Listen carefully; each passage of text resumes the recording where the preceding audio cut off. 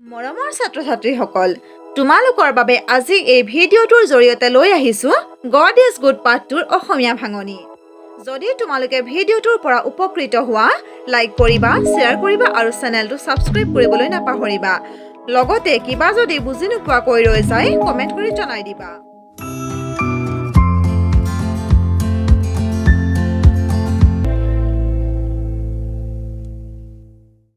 ছাত্ৰ-ছাত্ৰীসকল, পাঠটোৰ অসমীয়া ভাঙনি জনাৰ আগতে তোমালোকক জনাই দিওঁ যে এই পাঠটোত চিঠি লিখাৰ আৰ্হি প্ৰকাশ কৰা হৈছে।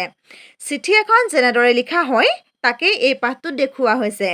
বৰ্তমান সময়ত চিঠিৰ ব্যৱহাৰ নাই, যদিও চিঠি এখন কেনেদৰে লিখা হয় আমি জনাটো প্ৰয়োজনীয়। চিঠি এখন লিখোঁতে আমি একেবাৰে ওপৰৰ ফালে বাওঁহাতে যালৈ লিখোঁ তেওঁক সম্বোধন কৰোঁ আৰু সোঁহাতে তাৰিখ লিখোঁ। তাৰপিছত আমি আমাৰ লিখিবলগীয়া কথাখিনি লিখোঁ আৰু শেষত আমি আমাৰ নিজৰ নাম আৰু ঠিকনা লিখোঁ। Papori writes a letter to her friend. পাপৰিয়ে তাইৰ বন্ধুলৈ এখন চিঠি লিখে। গড ইজ গুড, ভগৱান ভাল, দেৰগাঁও আছাম, দেৰগাঁও অসম। এই ধৰণে ঠিকনা লিখা হয়। আৰু তোমালোকে যে দেখিছা 20/12/2015 এনেদৰে সোঁফালে তাৰিখ লিখা হয়। এতিয়া চোৱা, ডিয়াৰ ৰুবি, মৰমৰ Ruby, at first I convey my good wishes to all the members of your family. প্ৰথমতে মই মোৰ তৰফৰ পৰা তোমাৰ পৰিয়ালৰ সকলোলৈকে শুভকামনা জনাইছোঁ। আই এম ফাইন, মোৰ ভাল। Hope you are also' well, আশা কৰোঁ তোমালোকৰো ভাল। আৱাৰ এক্সামিনেশ্যন ইজ অভাৰ, আমাৰ পৰীক্ষা শেষ হ'ল।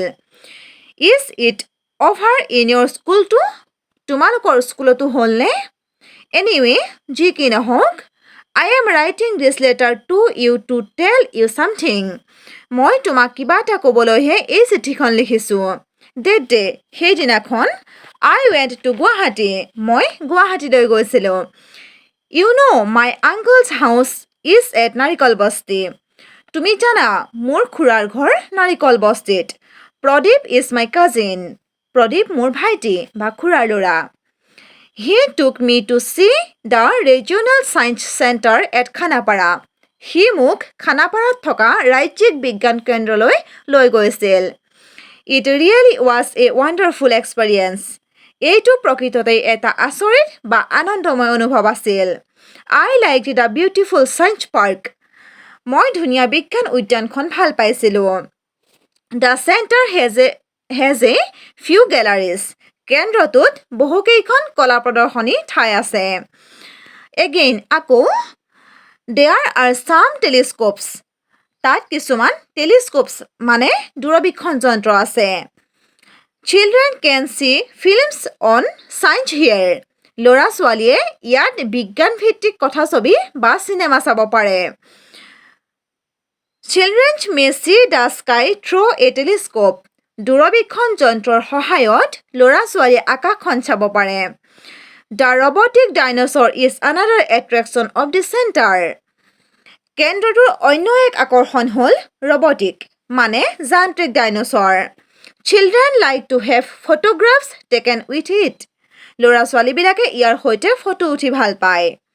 There is a reason for writing all this to you, এই সকলোবোৰ তোমালৈ লিখা এটা কাৰণ আছে।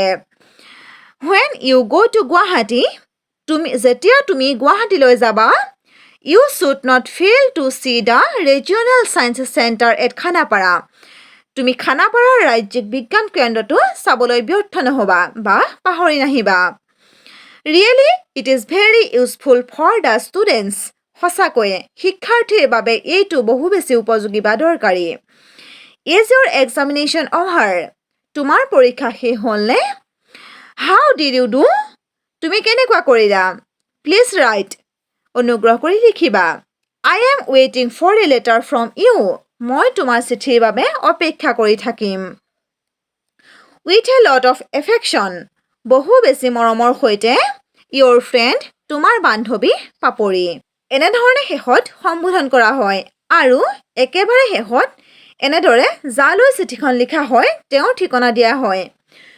Two Ruby Gogoi, CO Mohan Chandra Gogoi, house number 27, lane number 3, Kamar চুবুৰী তেজপুৰ পিন 784001 ছাত্ৰ ছাত্ৰীসকল এই পাঠটোৰ পৰা তোমালোকে নিশ্চয় চিঠি লিখাৰ আৰ্হি শিকিব পাৰিছা এই পাঠটোৰ মূল উদ্দেশ্য হ'ল চিঠি লিখিবলৈ শিকোৱা ধন্যবাদ